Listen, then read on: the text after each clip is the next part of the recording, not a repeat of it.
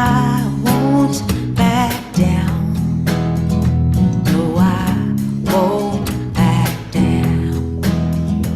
You can stand me up at the gates of hell, but I won't back down. No, I stand my ground. No, I won't back down. Won't be turned around. And I'll keep this world from dragging me down. No, I won't back down. Yes, I'll stand my ground. I won't back down. Hey, baby, there ain't no easy way out. I won't back down. Hey, I'll stand my ground, and I won't back down. Yeah, I know what's right.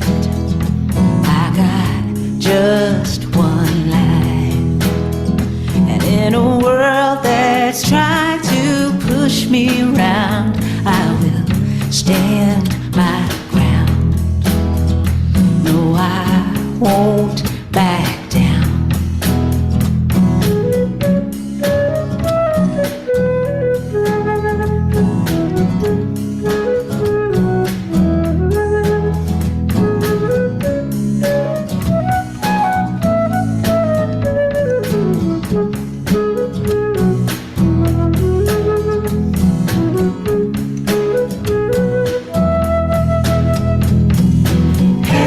Hey, baby, there ain't no easy way out. Hey, I'm gonna stand my ground, and I won't back down. No, I won't back down. No, I won't back down.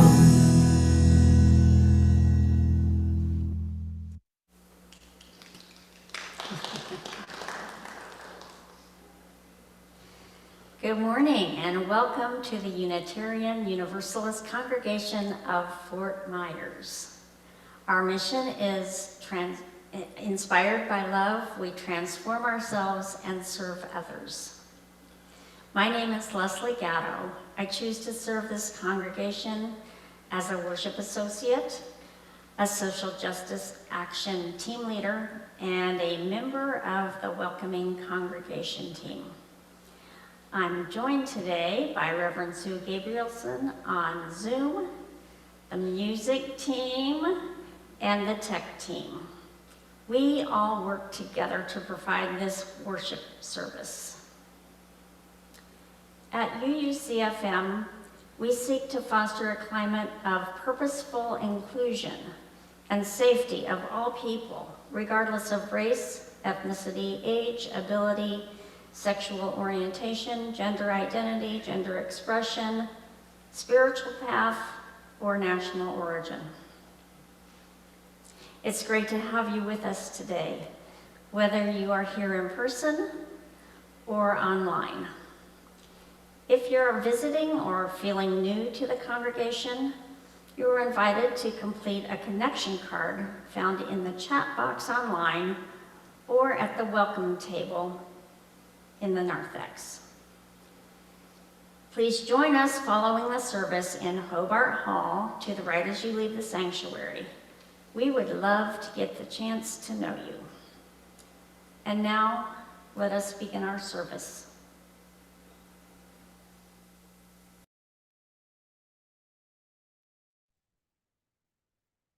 Good morning, everyone.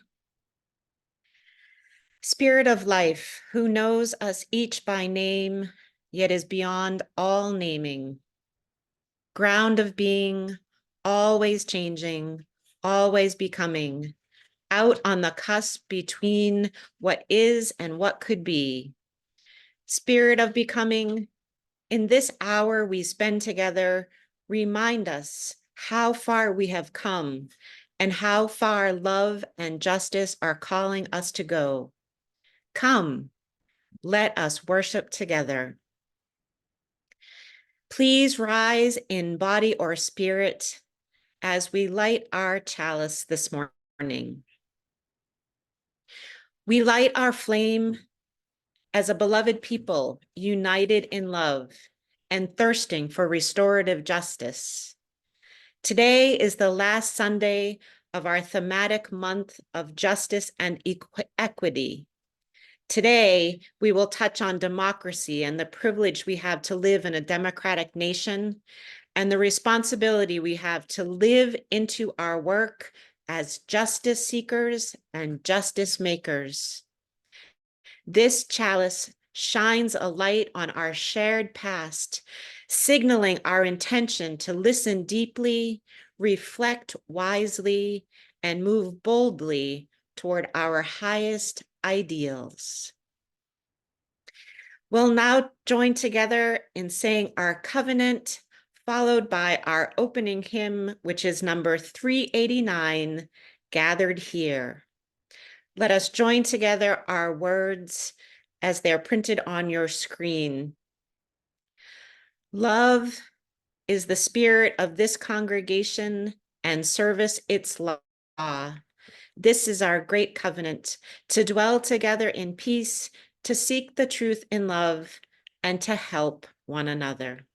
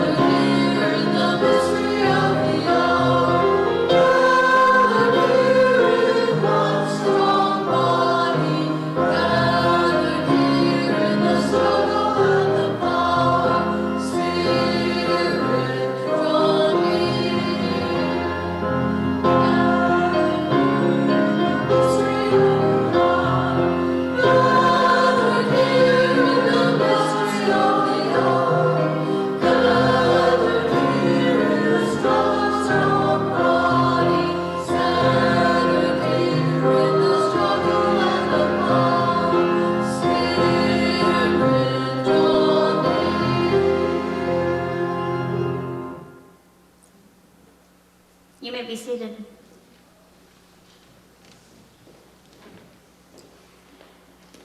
A story for all ages. I grew up in Indianapolis, Indiana, in a mostly segregated area. There were few people of color in my neighborhood or attending the schools I did. I have come to understand discrimination on a deeply thoughtful level. But all the reading, discussing, and self-exploration I've engaged in about my role as a white person in a society that is entrenched in white supremacy, I never considered how the handful of young people of color in my classes might have felt when we talked about slavery or the Civil War. This past week, I read a reflection by Reverend Bev Spears entitled White History, and was stunned by yet another awakening to the trauma my Black sisters and brothers continue to endure. Reverend Spears, a woman of color, is an American Baptist preacher, essayist, and teacher of evolving spirituality and integral philosophy. These are her words. I spent the 5th grade, our first time covering American history, dreading the chapter on the Civil War because I knew the issue of slavery had to come up. In Black families, enslavement was not talked about. The past was traumatic and best suppressed. My friend Billy and I were the only 2 black kids in the class. I could tell my white teacher was nervous as she started talking about the Civil War. The whole time she spoke, I sat at my desk, head down, staring at the textbook with its picture of a black man standing on an auction block in chains. There was another picture of enslaved people bent over working in the cotton fields. There was no Frederick Douglass, no Harriet Tubman. There was no mention that America's economic prosperity was fueled by slave labor. I felt the eyes of the white kids in that class laser pinpointed on me, and I assumed on Billy. I was beyond embarrassed by the pictures, and indeed the whole subject of enslavement. And then my well-meaning teacher sealed my humiliation. At the end of the lesson, she announced to all of those white kids that Billy and I were just as good as they were. More than one seed was planted that day. I don't think up until that moment that it occurred to most of those white kids that we weren't as good as they were. But more importantly, it had never occurred to me that I was not as good. At recess that afternoon, a kid called me the N-word for the very first time. Billy and I never spoke of that unbearable hour. We went on as if it had never happened. From the beginning, the story of Black people in America has been told through the lens of white supremacy. The narrative has always been controlled, distorted, willfully obscured, and co-opted by white-dominant culture. What happens to Black and Indigenous people when the message we've received for hundreds of years is the only worth you have is the worth we afford you? The only dignity you have is the dignity we allow you. We spend our lives reclaiming our inherent worth and dignity until a very different story emerges and a new story unfolds. May it be so. Our reading this morning is The Hill We Climb by Amanda Gorman.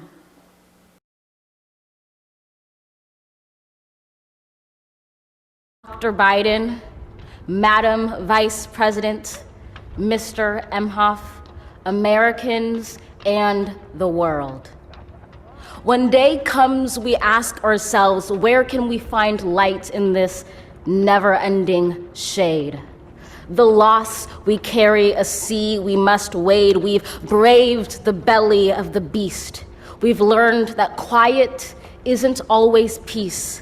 In the norms and notions of what just isn't always just is. And yet the dawn is ours before we knew it. Somehow we do it. Somehow we've weathered and witnessed a nation that isn't broken, but simply unfinished. We, the successors of a country and a time where a skinny Black girl descended from slaves and raised by a single mother can dream of becoming president, only to find herself reciting for one. And yes, we are far from polished, far from pristine, but that doesn't mean we are striving to form a union that is perfect. We are striving to forge our union with purpose, to compose a country committed to all cultures, colors, characters, and conditions of man.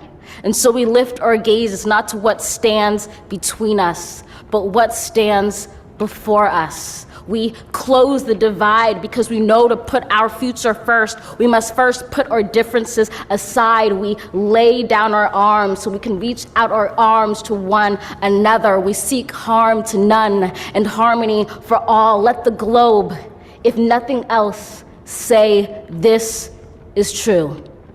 That even as we grieved, we grew, that even as we hurt, we hoped, that even as we tired, we tried, that we'll forever be tied together, victorious, not because we will never again know defeat, but because we will never again sow division. Scripture tells us to envision that everyone shall sit under their own vine and fig tree, and no one shall make them afraid. If we're to live up to our own time, then victory won't lie in the blade, but in all the bridges we've made. That is the promised glade, the hill we climb, if only we dare it, because being American is more than a pride we inherit. It's the past we step into and how we repair it. We've seen a force that would shatter our nation rather than share it, would destroy our country if it meant delaying democracy. And this effort very nearly succeeded. But while democracy can be periodically delayed, it can never be permanently defeated. In this truth, in this faith we trust, for while we have our eyes on the future, history has its eyes on us. This is the era of just redemption. We feared it at its inception. We did not feel prepared to be the heirs of such a terrifying hour, but within it we found the power to author a new chapter, to offer hope and laughter to ourselves. So, while once we asked, how could we possibly prevail over catastrophe? Now we assert, how could catastrophe possibly prevail over us? We will not march back to what was, but move to what shall be, a country that is bruised but whole, benevolent but bold, fierce and free. We will not be turned around or interrupted by intimidation, because we know our inaction and inertia will be the inheritance of the next generation. Our blunders become their burdens, but one thing is certain. If we merge mercy with might and might with right, then love becomes our legacy and change our children's birthright. So let us leave behind a country better than the one we were left. With every breath from my bronze-pounded chest, we will raise this wounded world into a wondrous one. We will rise from the gold-limbed hills of the west. We will rise from the wind-swept northeast, where our forefathers first realized revolution. We will rise from the lake-rimmed cities of the Midwestern states. We will rise from the sun-baked south. We will rebuild, reconcile, and recover in every known nook of our nation, in every corner called our country. Our people, diverse and beautiful, will emerge battered and beautiful. When day comes, we step out of the shade, aflame and unafraid. The new dawn blooms as we free it. For there is always light, if only we're brave enough to see it, if only we're brave enough to be it.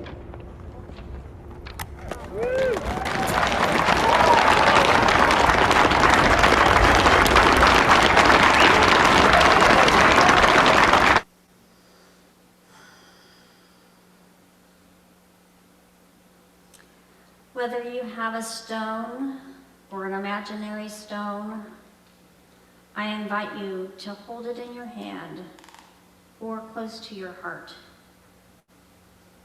Infuse the stone with your intentions, joys, or sorrows, and imagining it joining with others in a bowl of sand, representing this community of loving support. You may also place a virtual stone of intention by following the link in the chat box. During the music meditation, those on Zoom may place anyone that they would like to lift up in the chat box. Today, we place our first stone for next Benedict, to lift up their name and life. Our friends at Side with Love help us to share and honor their life.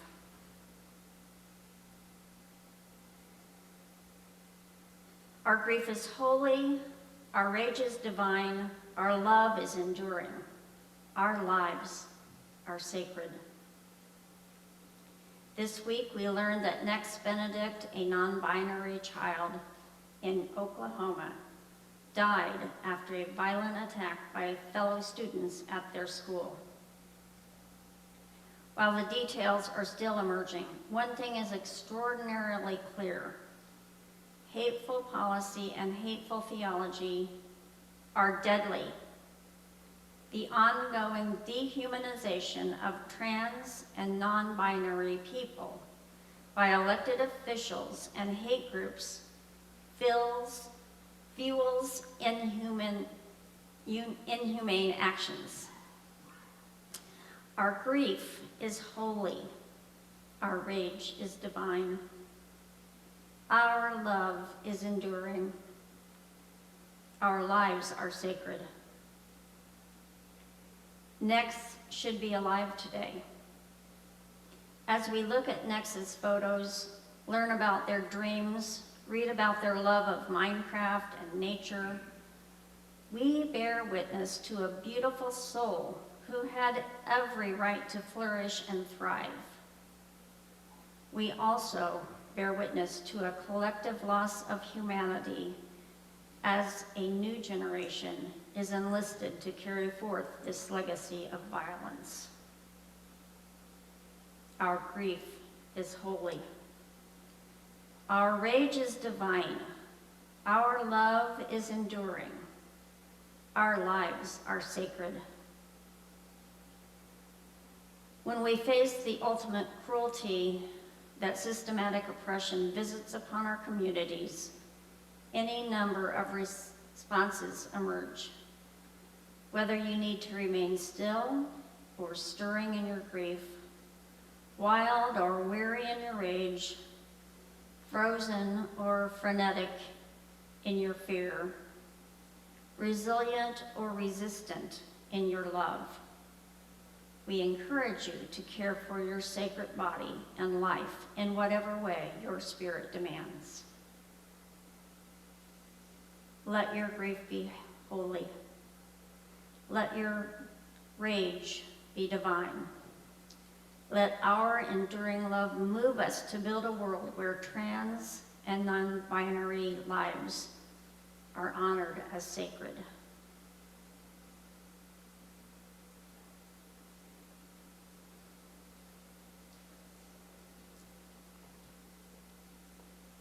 The first stone for next Benedict. The second stone I'm going to place is for Allie Carvel's dad, Mike. He's been having some ongoing problems and he is currently in Gulf Coast Hospital. Please do not go visit him today or call him today, but after today, if you'd like to try to place a call, you may try to reach him at Gulf Coast Hospital.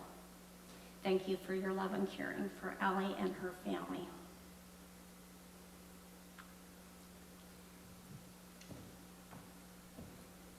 And our last stone that I will place is for the people of Ukraine who are entering the third year of the war that they are ravaged by, and also for all people everywhere who are ravaged by wars of any kind.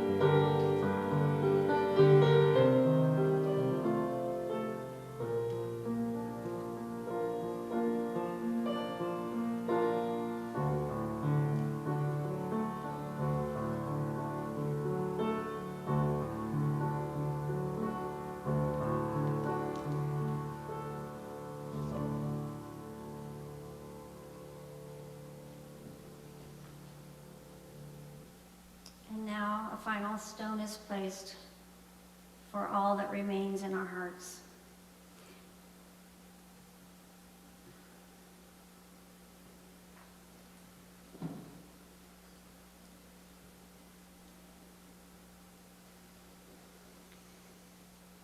Please join me in the spirit of prayer and meditation.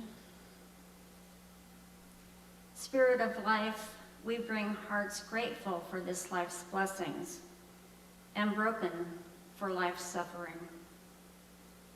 We give thanks for this new day, for love and beauty, comfort and kinship. We hold in our hearts leaders in every nation who are struggling to respond to all manners of crises.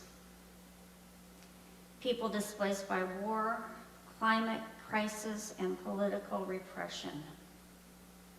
We pray for mercy and compassion. To be in and with and among leaders of all kinds, for them to be filled in the spirit that helps us all to do the right thing, even when it's hard or politically unpopular. We lift up one another today, and we lift up our very own hearts. For in this life, it is so easy to miss the mark, to behave in ways that don't reflect who we are at our best. May the care and support we find here today give us comfort and amid our sorrows and fears. Enable us to let go of our egos and make amends and forgive when the time is right. May this faith and this congregation, imperfect as they may be, help us know that we are loved just as we are. And when it seems like nothing will ever get better, or the world is about to end, that something new is just beginning. Blessed be. You may remain seated as we sing reflectively hymn number 86, Blessed Spirit of My Life.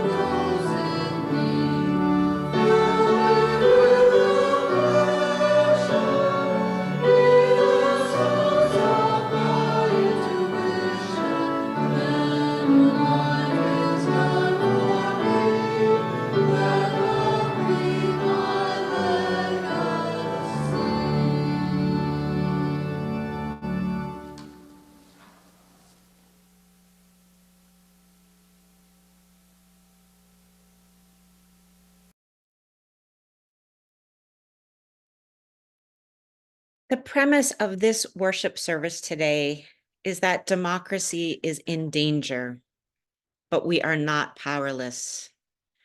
We all have meaningful ways to save our democratic system. One way is to commit to being an active part of civil society, which means committing to our institutions. This includes our home congregations and other institutions like the Unitarian Universalists for Social Justice. UUSJ is the only national organization lobbying for our values on Capitol Hill. It is our hope that people will leave the service today, and this service is happening in many congregations across the country today and on other days as we lift up Power Sunday. It is the hope that you will leave this worship service feeling empowered, connected, and more hopeful about what's next for our collective work in our nation. I grew up believing that the United States was the best nation that existed on the planet. I imagine many of you were given that message as well. It's not a surprise. The opinion came from my white immigrant family, grateful largely for the opportunity and the freedom for economic prosperity. My grandfather was born in Ireland and arrived via Ellis Island, like so many, to eventually find work in the leather factories in Lynn and Salem, Massachusetts. But what we know now is that our democracy is beginning to fade. And whether or not our children are told this is the best nation in the history of nations does not alter that it feels like our current democratic trajectory is downward. As much as we'd like to say that we've been a democracy since 1776, or maybe from the ratification of the Constitution in 1788, we've mostly been a democracy in process until the full realization of our potential with the passing of the Voting Rights Act of only 1965. With the codification and inclusion at the ballot booth, the United States of America became worthy of the admiration of democracies, both realized and struggling around the world. Our system of government, standing on a strong foundation of law, had the full support of our nation's people and institutions, creating what we thought was an unbreakable network, ensuring equal access to our founding promise of life, liberty, and the pursuit of happiness. But as we approach the 60th anniversary of that peak moment, many Americans are aware that our democracy is on a downward slide. There are key markers that support this suspicion, including the decline on what they call the polity index, that moves us below the threshold of full democracy. President Biden has warned that our democracy is at risk, that the threat to our institutions and our Constitution is serious. He notes extremism and increasingly disturbing threats of violence, although I would add they are not just threats, but actions of violence on our leaders and by our leaders. Of course, we don't need scholars or the president to tell us what we can see and hear for ourselves. The words chaos and dysfunction and infighting have become common in our national headlines as our government grinds to a halt over and over again. Strong, healthy democracies require what we call a civil society. Civil society consists of all the voluntary organizations where people gather, autonomous from the government. These groups might have some state support or funding or interaction, but they are independent of the controls of the government. They have their own agendas and goals. They're concerned with public ends, but they are not seeking power like the government. They exist for lots of reasons, but one is to influence law, culture, the ways we live together. They are part of a larger piece of community living that values pluralism, inclusion, and a wide range of life experiences and thought. The organizations that populate civil society include educators, who advocate for curriculum development to train the next generation of thinkers and leaders. They're the people being outwardly oppressed in Florida right now. One teacher in a classroom having to resign because his library, his personal library, which he shared with his students, was taken away. The organizations that populate civil society include climate activists who push against corporate influence, also under fire in Florida. And librarians who ensure access to a diversity of ideas and information. We are banning books. And workers who leverage their collective power to ensure fair wages and protections, the union organizers. Civil society also includes museums that preserve our history, our accurate history. It also includes dance companies that celebrate self-expression, community theaters where new philosophies are given language and an audience. These are the institutions that hold up our democracy. Cults are not part of civil society because they want to separate people from the mainstream. A yoga group doesn't necessarily qualify as one of these institutions because really they have no interest in influencing public life. But congregations, yes. Congregations like our UU congregation, like the sub institutions that are in the UU world, Ministries for the Earth, State Action Networks, UUSC, UUSJ, all the letters of alphabet soup that we lift up as Unitarians, who are coming together as groups of people seeking justice. They are the fabric of the civil society that I'm talking about, without which we don't have an authentic democracy. It's why I so often say what a privilege it is to be a Unitarian Universalist, to be able to come together in community and use our collective power and leverage. Scholars tell us that democracies don't collapse because of a single influential person. They collapse because the people who should know better align themselves with stronger and more dangerous personalities. I don't understand sometimes how they get sucked in. How can people that we've known and respected get sucked in? They themselves aren't fascist or communist or extremists, but they are too weakly committed to democracy and are ultimately opportunists who say what they think they need to say to get or to keep power, to be voted for again. Civil society, these institutions, are one of the key levers to help keep these people in check.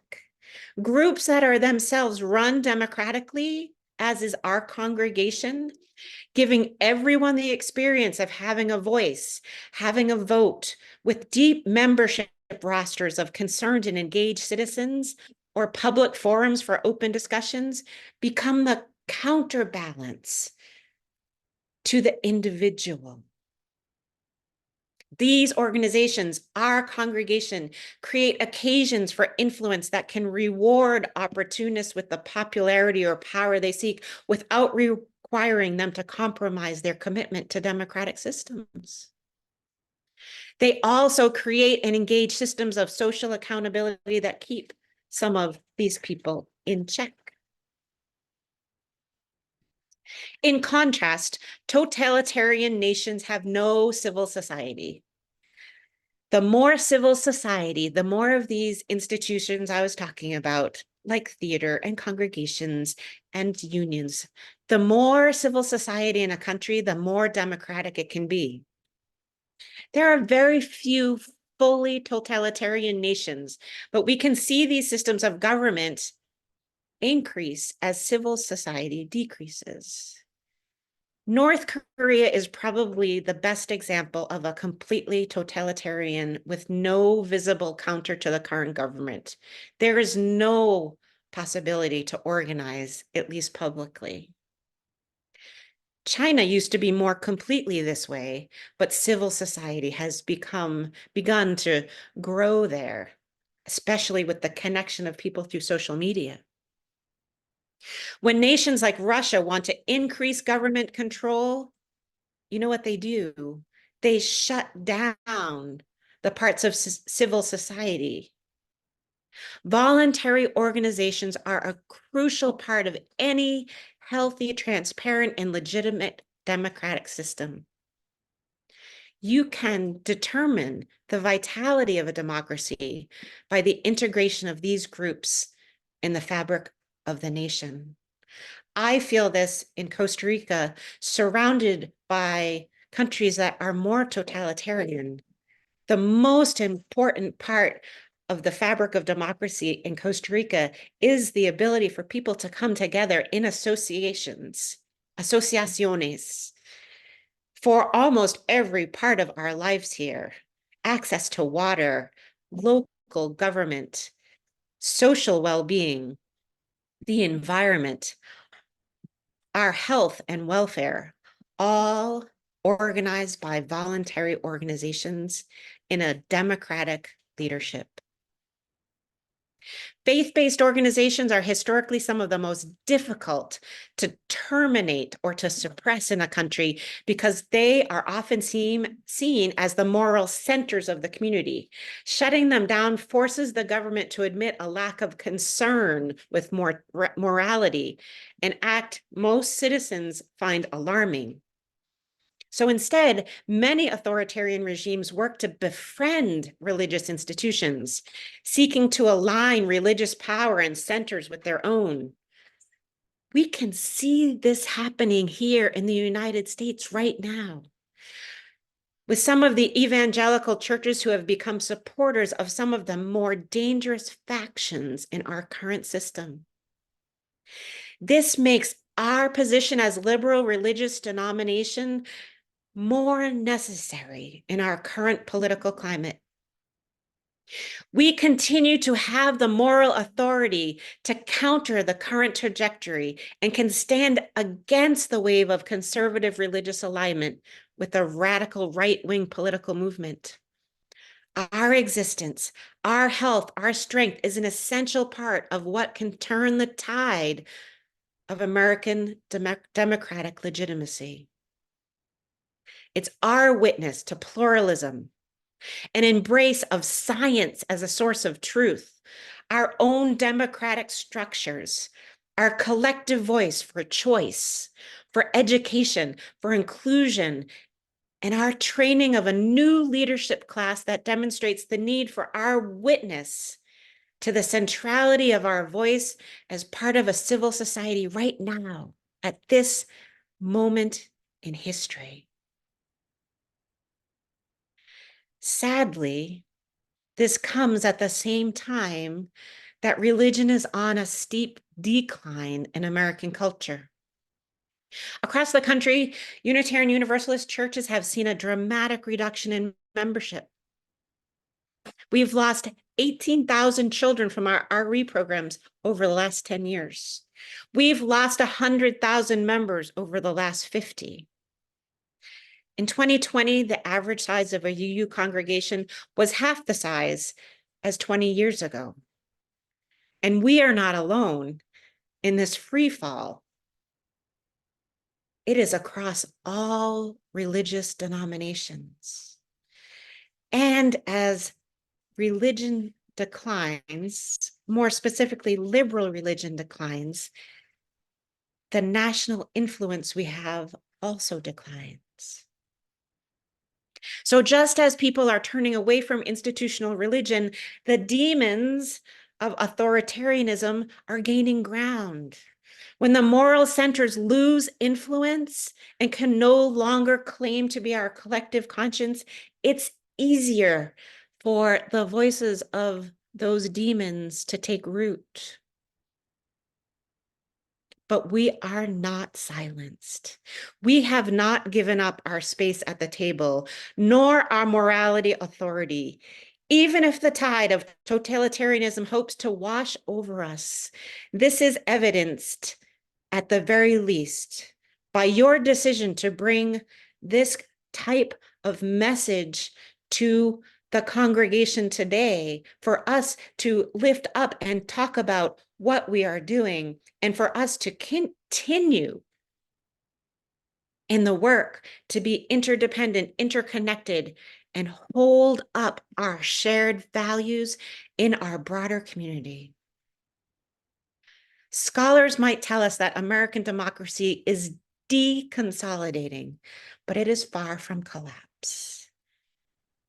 Even through significant challenges, the system holds. UU congregations can step into our moral authority even more as we work together in partnership with organizations all across Florida, organizations all across the country, partnerships with other liberal religious members of civil societies that help hold strong against the tide of authoritarianism. Soon, we will welcome the Quakers onto our campus so that we might better partner and elevate and empower the social justice that we can put forward in our community, in our state, and in our nation. Through the connection with these organizations, we build the collective power here in Florida and on Capitol Hill. As a partner with other denominations, also holding back the waters of authoritarianism, Unitarian Universalists continue to play a key role in helping to keep our democracy strong. It's not only your vote. It's not only your personal involvement. It is our collective ability to leverage. Allie's going to show you right now the landing page of the Florida chapter of the Unitarian Universalist Justice Committee's page. Go here, go to this website. You can learn how to better become involved in democracy here in Florida. Reach out to members of our congregation who are part of Floridians for Democracy. Today, in churches around the country, we are raising our shared consciousness, holding up our critical place in the democratic fabric of our nation, well beyond our words, well beyond our individual actions, well beyond our congregational actions, but our collective ability, tuning our collective voice, reminding us that we are necessary, reminding us that we are not alone, and that in this fragile moment of American history, we are powerful. May it be so.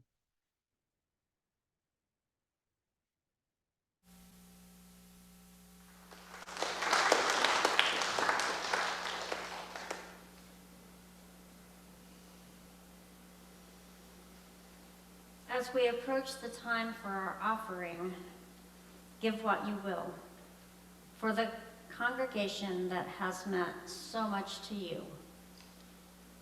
For the congregation that meant so much to those who came before you. And for the congregation that will mean so much to people you will never know. Give what you will, for you are a generous people. We honor our dedication to the larger community by giving all funds not explicitly marked for UUCFM to a community partner. This month, that partner is RESET, which stands for Restorative, Ecological, Social, Economic, Transformative. They collaborate to educate the public regarding steps that must be taken to impart resiliency and sustainability to the natural world of Southwest Florida. All loose money will go to the community sharing recipient. If you want your offering to go to UUCFM, please designate that on the offering envelope found at the welcome table. On Zoom, click the link in the chat box and designate UUCFM and/or our community sharing partner. If you are a guest, please place your connection card in the bag. The morning offering will now be generously given and gratefully received.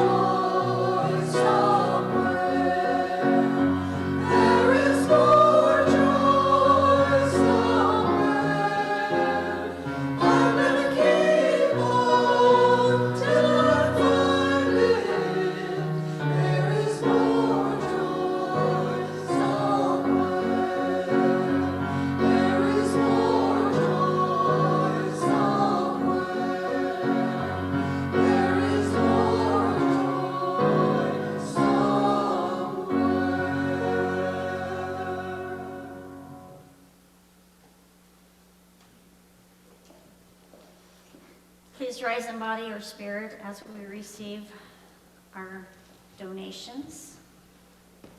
By the work of our hands and the work of our hearts, our love is made real. May we be grateful for all that is given and grateful for all that is shared.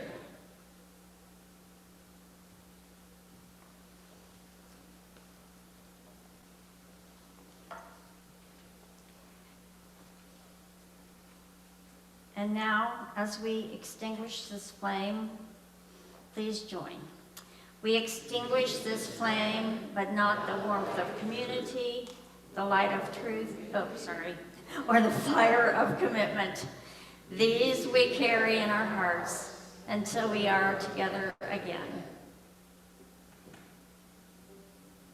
And our final hymn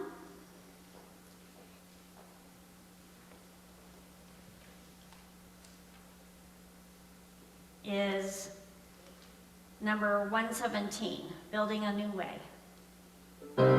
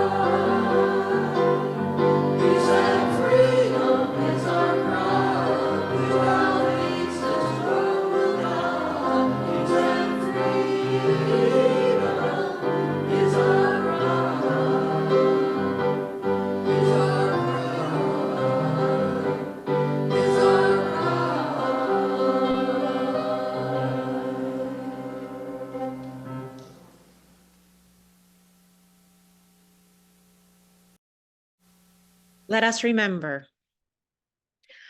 Our grief is holy. Our rage is divine. Our love is enduring. Our lives are sacred. We are not alone, and we are powerful.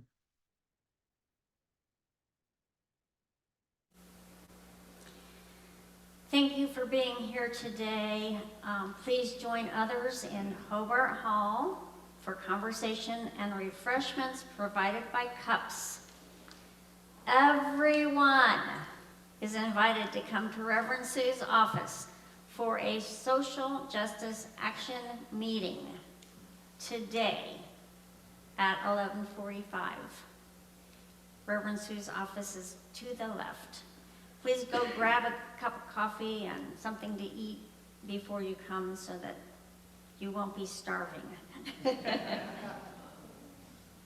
On Zoom, you are invited to stay on to join Reverend Sue for conversation and connection. And also, the library will be open, which is to your left. And so please take a look at the books we have. And we look forward to seeing you again next Sunday. Now, there is a video postlude, but you do not have to stay. If you would rather, you can leave, but there is a video postlude. Seated if you're staying.